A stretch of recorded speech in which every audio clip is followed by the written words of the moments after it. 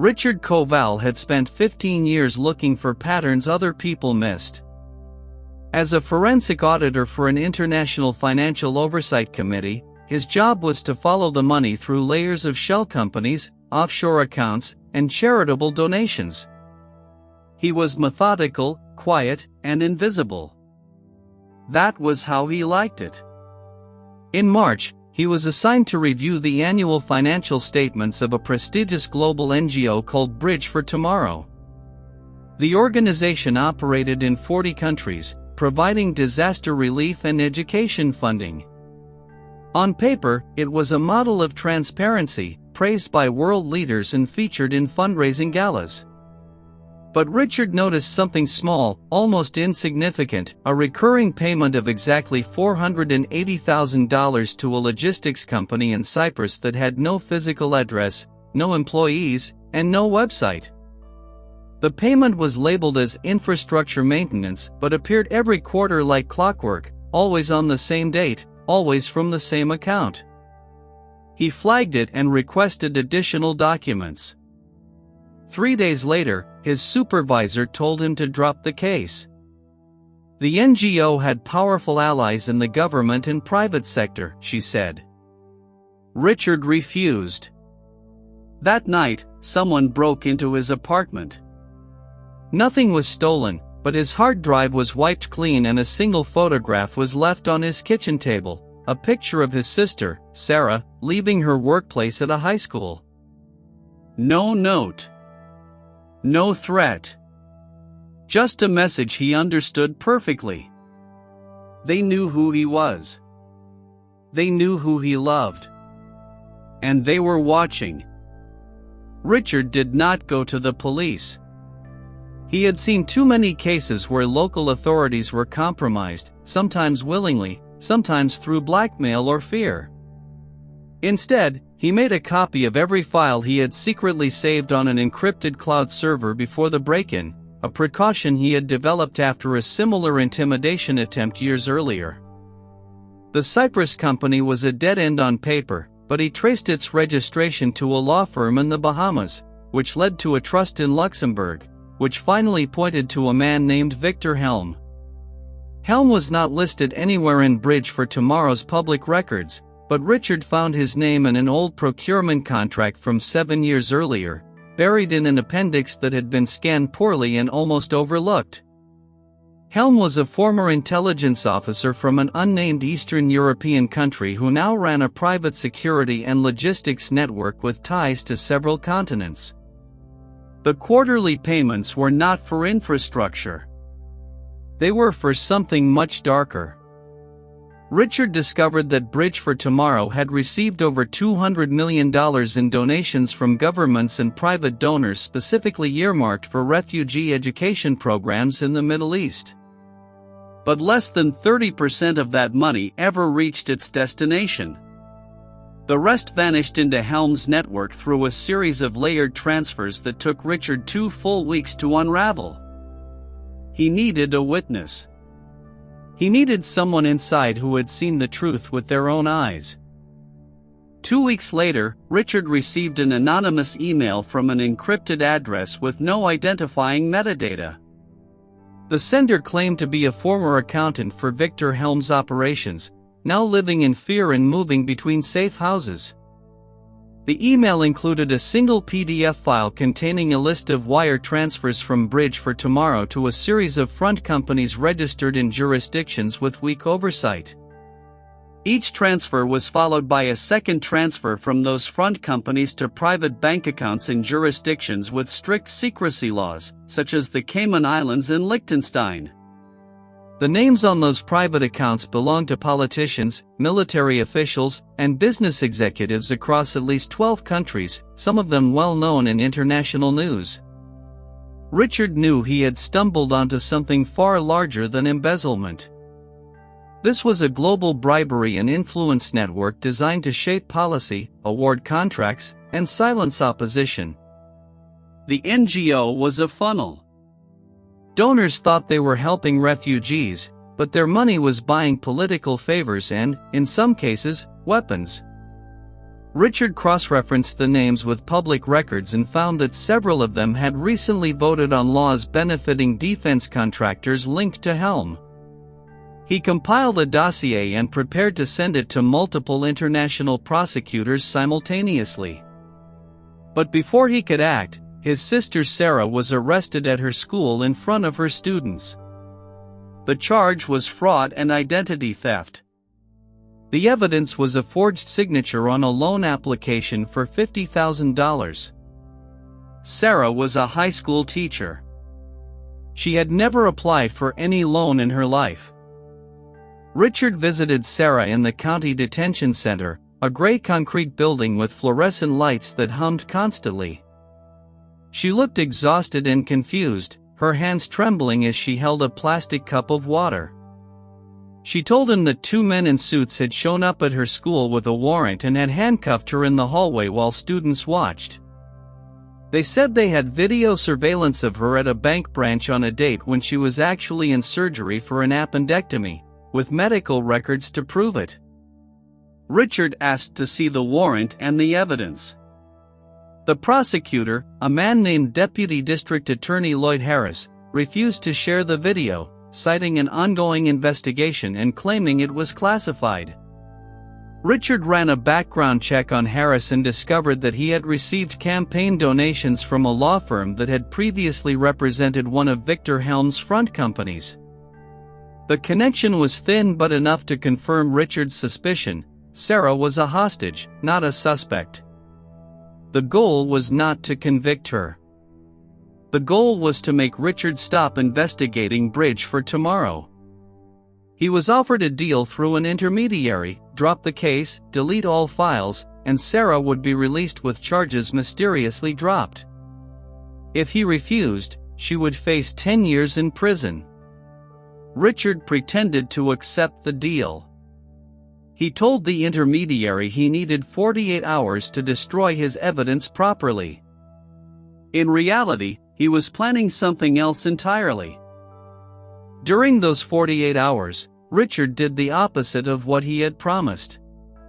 He moved all his files to 5 different encrypted locations on 3 different cloud servers, each with a unique password that he memorized rather than wrote down. He also sent copies to a dead drop server with a release timer set for 14 days. If he did not reset the timer manually by entering a complex code, every major news organization in the world would receive the complete dossier automatically. He then met with the intermediary, a lawyer named Patricia Venn who represented Helm's interests indirectly through a series of shell firms. They met in a hotel lobby, and Richard handed over an empty hard drive that he had deliberately formatted and overwritten 7 times. He watched her plug it into a laptop and verify that it contained nothing. She smiled coldly and said Sarah would be released in 24 hours. But Richard had anticipated betrayal. He had installed a miniature recording device inside his own pen, which he had left on the table between them. The conversation with Van included her explicitly stating that Sarah's arrest was a bargaining chip and that Helm wanted Richard to forget the Cyprus payments forever. That recording was now his insurance policy against future threats. Sarah was released the next day, but the charges were not dropped. They were reduced to misdemeanors with a court date 6 months away. Richard realized that Helm was keeping leverage. As long as Sarah faced potential jail time and public shame, Richard could not go public without endangering her future. He needed a different strategy. Richard decided to find Victor Helm himself, not through intermediaries but by tracking the man's financial and personal footprint. Public records showed no address, no social media presence, no corporate registrations in Helm's name anywhere in the world. The man was a ghost by design. But Richard had the accountant's anonymous email from weeks earlier. He replied to the original message, asking for a meeting in careful, neutral language that suggested no traps. 3 days passed with no response. Richard began to think the contact had gone cold or, worse, had been discovered and silenced. Then a new email arrived with a single line of text: Geneva, main train station, Locker 447. Code 1912. Come alone. Tell no one. Richard flew to Switzerland under a false name, paying for everything with cash he had withdrawn gradually over several weeks to avoid creating a financial pattern. At the Geneva train station, a massive hall filled with travelers and echoes, he found Locker 447 and entered the code with steady fingers. Inside was a cheap burner phone and a handwritten note that read, "Call this number at exactly 8 p.m. from a public phone. If you are followed or recorded, the deal is off permanently." Richard waited until evening, found a phone booth near the lake where the wind masked his voice, and dialed. A voice on the other end spoke in accented English, cautious and low. It was a woman. She said her name was Elena and that she had been Helm's chief financial officer for 5 years, managing millions in hidden accounts. She had fled after discovering that Helm was not just laundering money but also financing paramilitary groups responsible for civilian deaths in 3 different conflicts. Elena agreed to testify, but only if Richard could guarantee her safety and full legal immunity. Richard returned to his modest hotel room and spent the entire night drafting a legal framework for Elena's testimony, researching international witness protection protocols and contacting every professional connection he had built over 15 years. He reached out to an international criminal prosecutor he had worked with before, a Dutch woman named Anouk de Vries, who specialized in financial crimes and had a reputation for protecting witnesses against powerful networks. Anouk was skeptical at first, having seen many informants provide incomplete or exaggerated information. But Richard sent her a redacted sample of the evidence, including the recording of Patricia Venn admitting to the hostage scheme, and within 24 hours, Anouk secured provisional immunity for Elena from the International Criminal Court in exchange for full cooperation. The problem was that Elena was still in hiding somewhere in Switzerland, moving between cheap hotels and using prepaid phones that she discarded daily. Helm's people were actively searching for her, and they had resources that Richard could not match. Richard flew back to Geneva and finally met Elena in a small, dimly lit cafe in the old town, near the cathedral. She was a thin woman in her late 40s with tired, wary eyes and a worn leather satchel she never let go of, not even to use the restroom. Inside the satchel were physical ledgers, handwritten notes, USB drives, and signed contracts that proved every single transaction Richard had only suspected before. Elena told Richard that Helm had killed her predecessor when he tried to leave the organization. She had been secretly saving documents for 2 years, waiting for the right person to come along. Richard was that person. But as they spoke quietly over cold coffee, 2 men in dark coats entered the cafe and began scanning the room. Richard saw them first, a reflex born from years of paranoia that had saved his life more than once. He grabbed Elena's arm without a word and pulled her toward the kitchen exit at the back of the cafe. The men saw the movement and shouted something in German that Richard did not fully understand but recognized as an order to stop. They ran through the kitchen, knocking over pots of boiling water and trays of clean glasses, causing chaos that bought them precious seconds. They burst out into a narrow alley behind the cafe, where the air smelled of garbage and rain. Elena knew the city well, having lived there for months in hiding. She led him through a series of side streets, across a small bridge, and into a busy subway station just as a train was arriving. They boarded the train seconds before the doors closed. The 2 men were left on the platform, looking around in confusion as the train pulled away. Richard and Elena transferred twice, changing lines and directions to lose any possible tail, and finally took a taxi to a safe house that Anouk had arranged outside the city, a small farmhouse surrounded by fields with no internet connection and no phone lines. From there, Richard contacted Anouk using a secure military-grade transmitter she had provided and sent her the full contents of Elena's satchel. The evidence was overwhelming: hundreds of pages of bank records, email chains, and even photographs of Helm meeting with government officials in countries where Bridge for Tomorrow operated. Anouk confirmed that she had enough to request arrest warrants for Helm and at least 6 other individuals. But she needed one more thing: Richard's personal testimony about the attempted bribery, the break-in, and the threat against his sister.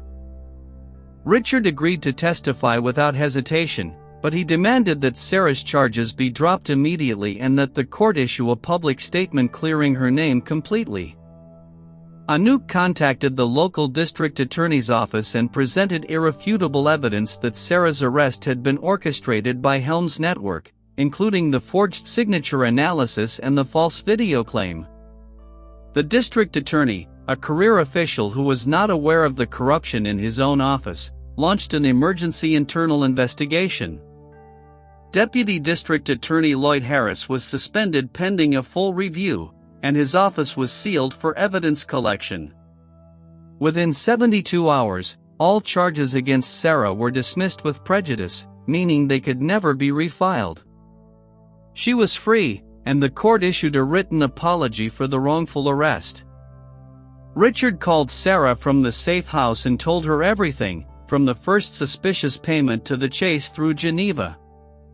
Sarah was silent for a long time on the phone, processing the danger her brother had faced. Then she asked one quiet question: "Is it worth it? All of this, risking your life?" Richard looked at Elena, who was sleeping on a cot in the corner of the farmhouse, clutching her leather satchel even in her sleep. He thought of the refugee children whose education money had been stolen, of the paramilitary groups funded by the scheme, of the predecessor who had been killed for trying to leave. He said yes, it was worth it. The next morning, Anouk arrived with 2 armed guards in an unmarked vehicle. She told Richard that the International Criminal Court had issued sealed arrest warrants for Victor Helm and 11 associates across 4 countries. Interpol was notified immediately. But Helm had vanished. His known addresses were empty, his bank accounts drained, and his phones disconnected. Someone inside the prosecutor's office had tipped him off. Richard was not surprised by the leak. He had always assumed there was a mole inside the legal system, someone feeding information to Helm in exchange for money or protection. What mattered was that the evidence was already public. Anouk had released a redacted version of the complete dossier to 5 major news outlets simultaneously, timed to publish at the same hour across different time zones. The story broke like a wave, dominating headlines for days. Bridge for Tomorrow's entire board of directors resigned within hours of the first article. Major donors demanded refunds and launched their own internal investigations. Governments in 12 countries opened inquiries into the named officials.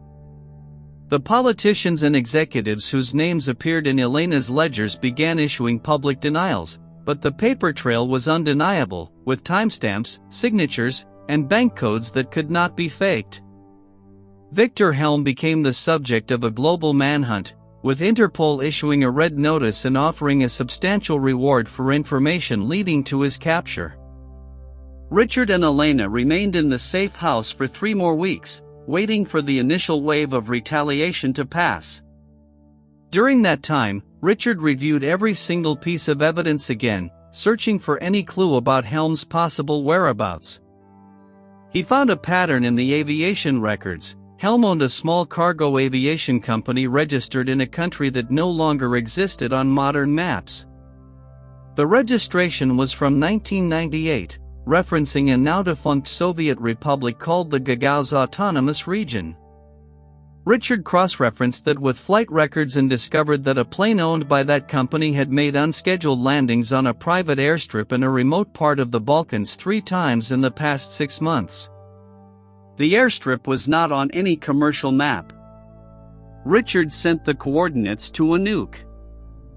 Anouk coordinated with local authorities in the Balkan country, a delicate operation that required secrecy and speed. She did not tell Richard the exact timing of the raid, only that it would happen within days. Richard spent those days in a state of tense waiting, unable to sleep or eat normally.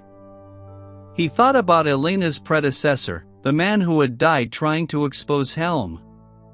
He thought about Sarah, finally safe and teaching her students again.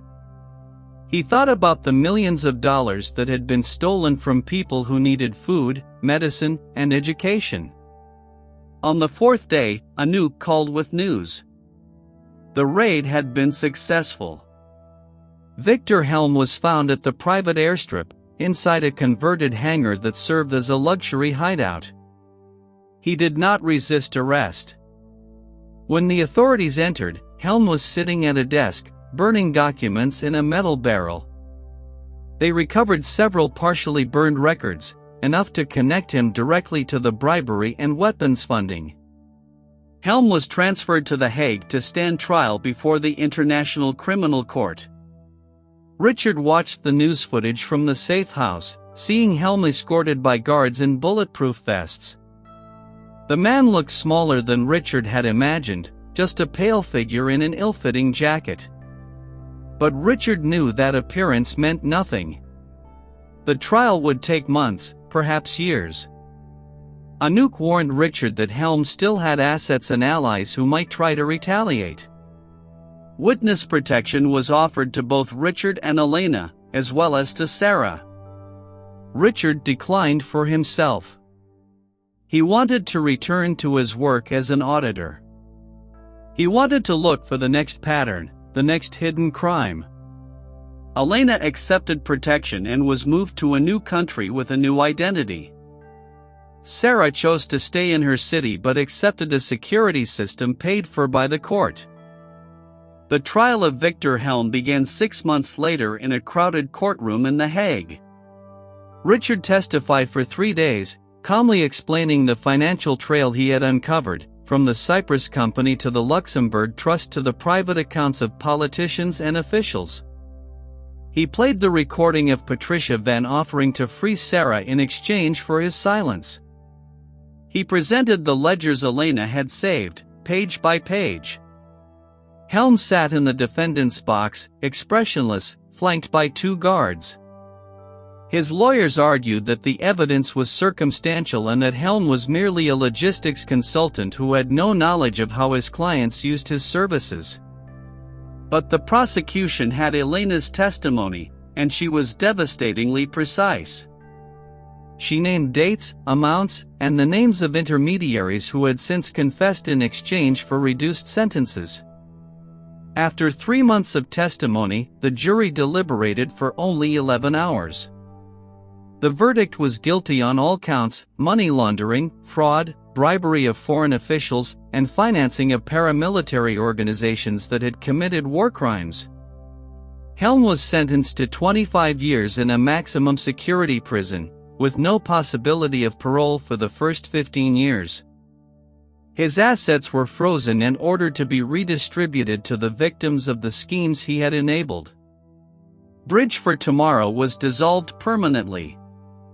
Richard attended the sentencing, sitting in the public gallery next to Sarah, who had flown to Europe to support him. After the judge delivered the sentence, Helm was led away in handcuffs. He did not look back.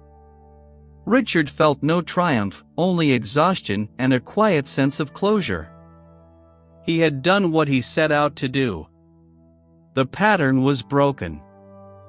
A year after the trial, Richard Koval returned to his old office, to his desk covered in papers and his computer screen full of spreadsheets.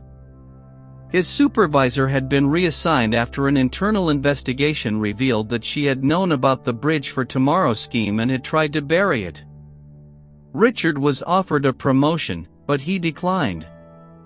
He wanted to remain an auditor, a finder of patterns, a follower of money. He received occasional letters from Elena, who was living in a small town in a country she had never visited before, working at a bookstore under her new name. She wrote that she was learning to sleep through the night without nightmares. Sarah continued teaching high school and had started a small program to help students understand financial literacy so they would never be tricked by schemes like the one that had nearly destroyed her family. Richard still thought about Helms sometimes, about the man who had laundered millions and financed death. But he also thought about the accountant who had risked everything to send an anonymous email, about the prosecutor who had believed him, about the jury that had seen the truth. He sat at his desk one evening as the sun set through the window, and he opened a new file. It was a routine audit of a non-profit organization that provided medical supplies to disaster zones. Something in the shipping costs caught his eye. A small discrepancy. A pattern beginning to form. Richard picked up his pen and began to work. The price of silence, he had learned, was always too high. And there were always more secrets buried in the numbers, waiting for someone brave enough to look.